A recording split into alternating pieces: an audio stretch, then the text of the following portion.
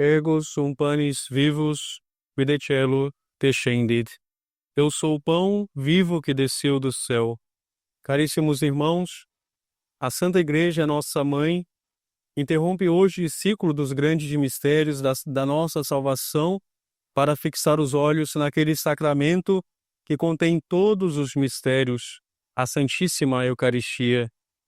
Depois de celebrarmos a Santíssima Trindade, contemplamos a obra mais admirável da Trindade na Terra, a presença real, verdadeira e substancial de nosso Senhor Jesus Cristo sobre as espécies do pão e do vinho, como nos ensina o Sacrosanto Concílio de Trento. A epístola desta festa, retirada da primeira carta de São Paulo aos Coríntios, recorda-nos a instituição da Santíssima Eucaristia na noite da Quinta-feira Santa. Naquele dia tão glorioso, nós começamos de modo festivo a instituição da Eucaristia, mas dado a proximidade da paixão do Senhor, a Igreja, portanto, prolonga até este dia, até o dia de Corpus Christi, para celebrarmos dignamente este santo mistério. O Evangelho segundo São João apresenta a verdadeira e grande promessa do pão da vida. A minha carne é verdadeiramente comida e o meu sangue é verdadeiramente bebida. Desde os tempos apostólicos, a Igreja sempre compreendeu essas palavras em seu sentido literal, real e verdadeiro, rejeitando toda a interpretação meramente simbólica de todas as heresias que apareceram no decorrer dos séculos, sobretudo a heresia protestante. São João Crisóstomo faz a seguinte pergunta: como muitos dizem, gostaria de ver sua figura, suas vestes, suas sandálias. Pois bem, diz São João Crisóstomo, na Eucaristia tu o vês, tu o tocas, tu o recebes. Nosso Senhor não quis apenas ensinar-nos a verdade, mas Ele quis permanecer conosco. Ele cumpriu literalmente a sua promessa: eis que estarei convosco todos os dias até a consumação dos séculos. E Santo Agostinho exclama de modo jubiloso: ó sacramento da piedade, ó sinal de unidade, ó vínculo de caridade. Na Eucaristia está o mesmo Jesus que nasceu da Santíssima Virgem Maria em Belém, que pregou na Galileia, que morreu no Calvário e que reina glorioso à direita do Pai. Não parte dele, não uma lembrança dele, mas Cristo inteiro e total.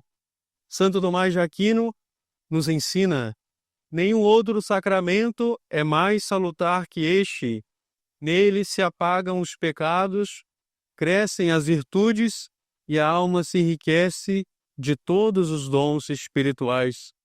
A missa não é uma simples reunião de fiéis, nem apenas uma recordação da última ceia. Ela é o mesmo sacrifício da cruz tornado sacramentalmente presente para cada um de nós.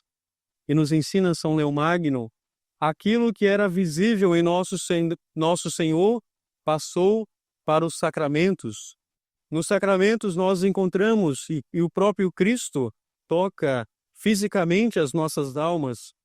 Por isso a Igreja sempre cercou a Eucaristia de veneração, silêncio, genuflexões, incenso e solenidade. Diante do altar, estamos aos pés do Calvário. O sacerdote que age na própria pessoa de Cristo, em persona Christi, oferecendo ao Pai a mesma vítima divina. E São João Maria Vianney nos dizia: se compreendêssemos a missa, morreríamos de amor. Prezados irmãos, a Santíssima Eucaristia não apenas alimenta a Igreja, ela a constitui e fortalece em sua unidade. E, portanto, a Igreja vive da Eucaristia.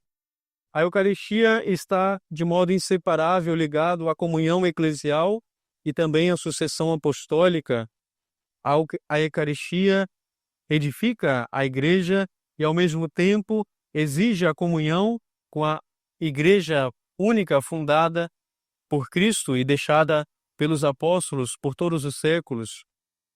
Aqui nós podemos recordar o ensinamento de Dom Antônio de Castro Maia, que insistia frequentemente que a Eucaristia é o centro da vida católica, porque nela se manifesta a continuidade da Igreja através dos séculos, na fidelidade ao sacrifício da Santa Missa, ao sacerdócio e à tradição recebida dos apóstolos.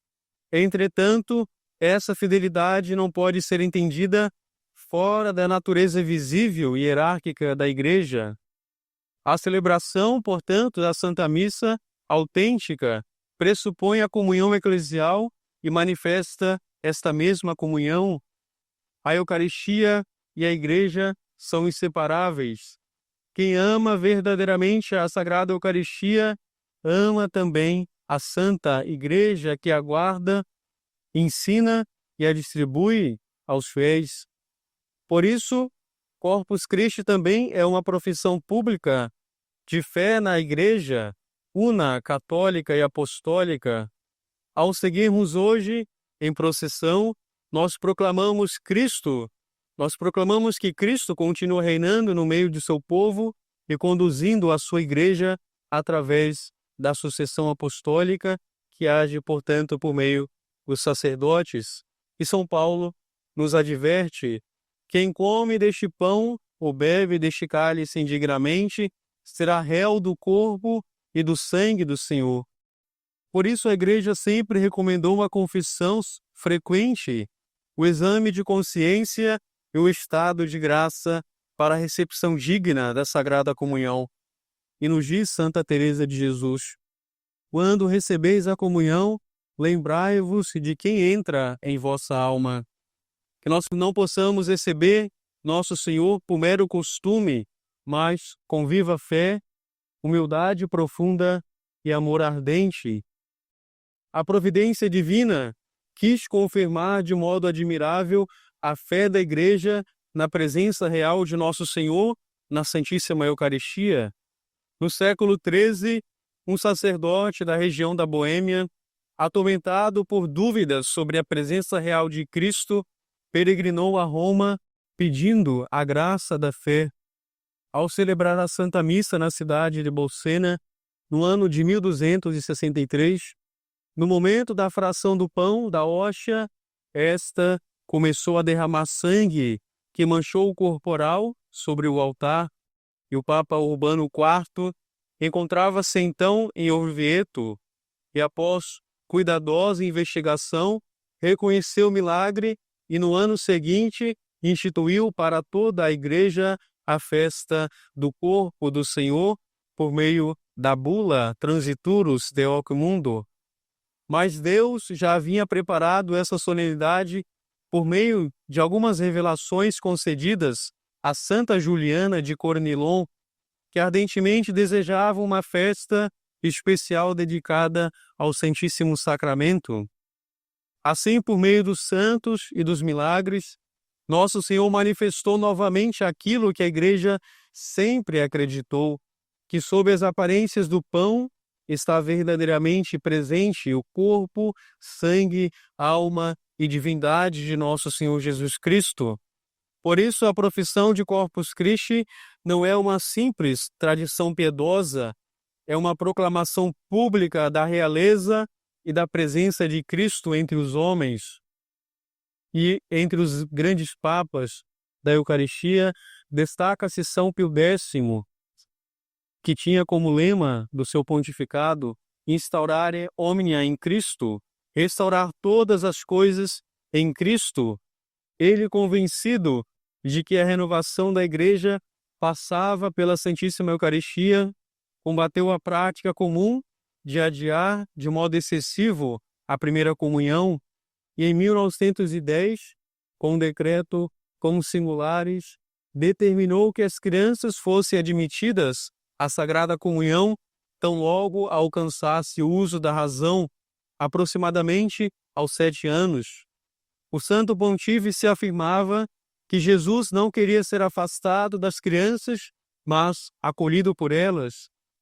E também São Pio X incentivou de modo vigoroso a comunhão frequente, até diária, da Sagrada Comunhão, ensinando que a Eucaristia não é um prêmio para os perfeitos, mas remédio para os fracos que desejam viver na graça de Deus.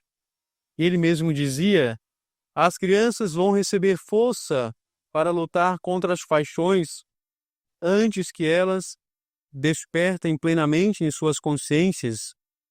Que belo ensinamento para os nossos tempos, enquanto o mundo procura conquistar os corações das crianças, portanto, deturpando a sua inocência, desde cedo, a Igreja, por meio de São Pio X, deseja entregá-las desde cedo ao Sagrado Coração Eucarístico de Jesus. A ação de São Pio X também manifesta como a devoção eucarística floresce dentro da comunhão hierárquica da Igreja, a mesma autoridade recebida dos apóstolos que conserva a verdadeira fé na Eucaristia é a que regula a sua celebração e a distribuição para o bem das almas. E assim, nós compreendemos melhor o ensinamento de São João Paulo II. A Eucaristia constrói a Igreja e a Igreja guarda a Santíssima Eucaristia. E recordamos também, como já citados, as palavras de Dom Antônio de Castro Maia sobre a necessidade de conservar integralmente a fé e o culto recebidos da tradição, pois a devoção eucarística autêntica sempre conduz à unidade da fé católica, à fidelidade ao sacerdócio sacramental e à comunhão com a constituição hierárquica estabelecida por nosso Senhor.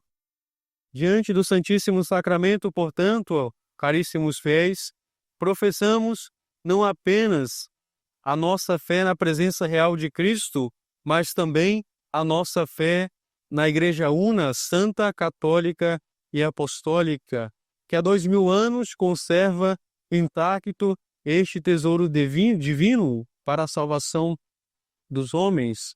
Ao contemplarmos hoje a sagrada hóstia elevada sobre os nossos altares, elevada pelas ruas, nós possamos repetir com Santo Tomás: adoro-te devota e latens deita, eu vos adoro devotamente, ó Deus escondido. E peçamos à Santíssima Virgem Maria que nos ensine a amar cada vez mais o Santíssimo Sacramento, centro da Igreja, alimento das nossas almas, penhor da glória futura e vínculo perfeito da comunhão com Cristo e com a sua Santa Igreja. Louvemos, pois, o Salvador, nosso guia e pastor, presente verdadeiramente no Santíssimo Sacramento do altar. Graças e louvores se deem a todo momento ao Santíssimo e Diviníssimo Sacramento.